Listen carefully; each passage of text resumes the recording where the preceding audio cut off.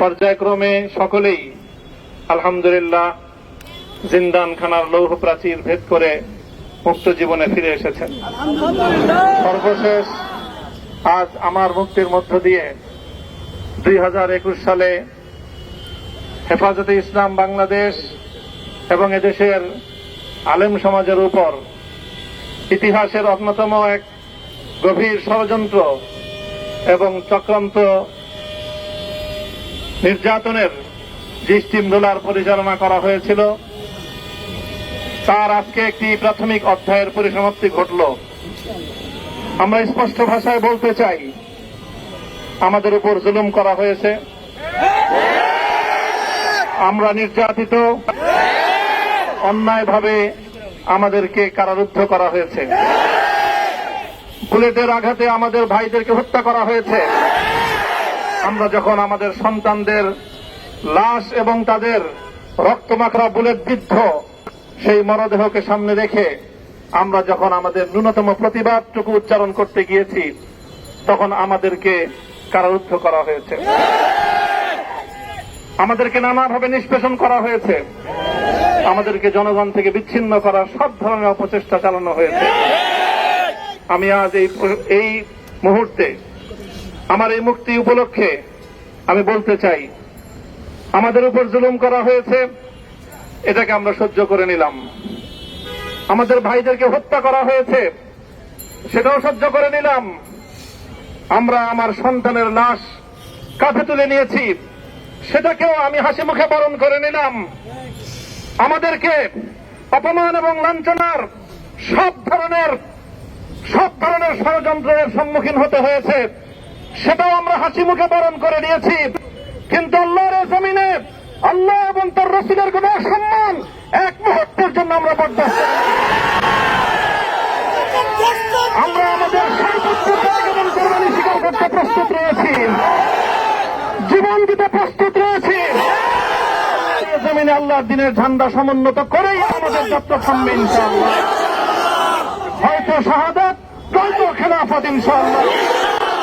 জমিনে খেলাফত প্রতিষ্ঠার যে আওয়াজ আজ পৃথিবীর দিকে দিকে উচ্চারিত হচ্ছে, সে আওয়াজ বাংলার জমিনে খেলাফতের এই আন্দোলনকে চূড়ান্ত গন্তব্যে পৌঁছাবে ইনশাআল্লাহ।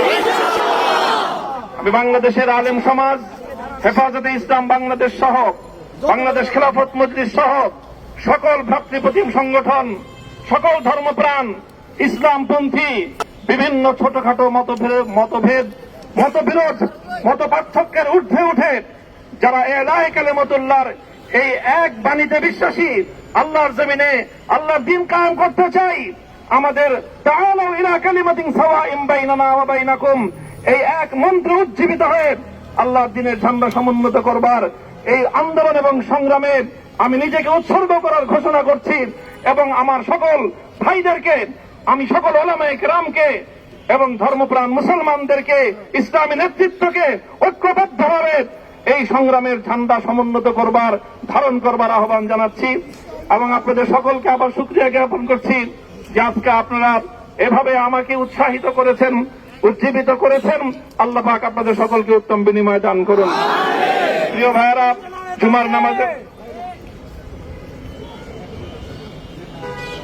জুমার নামাজের একেবারে ঠিক আগ মুহূর্ত। এখন সব মসজিদগুলোতে জুমার প্রস্তুতি চলছে। আমরা এখন এখানে খুব সংক্ষিপ্ত দোয়ার মাধ্যমে আমাদের আজকের এই প্রোগ্রামের সমাপ্তি ঘোষণা করব। এরপরে ইনশাআল্লাহ প্রত্যেকে সুশৃঙ্খলভাবে যার যার জায়গা মতো বা আশেপাশের মসজিদগুলোতে গিয়ে আপনারা জুমার নামাজ আদায় করবেন। আমি আবারও বলছি, আমি আমার আলোচনার শুরুতে কোরআনে পাকের সেই আয়াতটুকু তেলাওয়াত করেছিলাম, হযরত ইউসুফ আলাইহিস সালাতু ওয়াস সালাম কারামুক্তি এবং প্রকৃত যারা অন্যায়কারী ছিল, সেই অন্যায়কারীদের স্বরূপ ওনার সামনে উন্মোচিত হয়ে যাওয়ার পর, জাতির সামনে তাদের স্বরূপ উন্মোচিত হয়ে যাওয়ার পর তিনি যে কথা বলেছিলেন, আমিও নবী ইউসুফ আলাইহিস সালাতু ওয়াস সালামের অনুসারী হিসাবে তার সুরে সুর মিলিয়ে, কণ্ঠে কণ্ঠ মিলিয়ে কথাই বলতে চাই, লা তাসরিবা আলাইকুমুল ইয়াউম। ব্যক্তিগত আক্রোশের প্রতিশোধ আমরা কারো কাছ থেকে গ্রহণ করব না। সকলকে আহ্বান জানাই, মাদ্রাসা, স্কুল, কলেজ, ভার্সিটি, কোন শিক্ষা ব্যবস্থার ছাত্রদের মধ্যে বিভেদ করার নীতিতে মামুনুল হক বিশ্বাস করে না। আসো, স্কুলের ছাত্র আসো, আমার মাদ্রাসার ছাত্র পাশে দাঁড়াও, কলেজ থেকে আসো, ভার্সিটি থেকে আসো, তোমরা হাতে হাত মিলাও, ইনশাআল্লাহ দেশের স্বাধীনতা অক্ষুণ্ণ থাকবে। দেশের ইসলাম এবং হাজার বছরের যে সাধনা সংগ্রাম, সেই সংগ্রাম বিজয়ী হবে ইনশাআল্লাহ। এই জনপদ ইসলাম এবং মুসলমানদের জন্য হাজার বছর ধরে এখানে কালেমার ঝান্ডা সমুন্নত করবার জন্য আমাদের পূর্বপুরুষরা যে সংগ্রাম করে গেছেন, সেই সংগ্রামকেই আমাদের কাঙ্ক্ষিত গন্তব্যে পৌঁছানোর জন্যই আমরণ এক সাধনায় আত্মনিয়োগ করতে হবে। সেই আহ্বান আমি সকলের প্রতি ব্যক্ত করছি। ওয়া আখিরু দাওয়ানা আলহামদুলিল্লাহি রাব্বিল আলামিন। اللهم صل على محمد وعلى آل محمد كما صليت على إبراهيم وعلى آل إبراهيم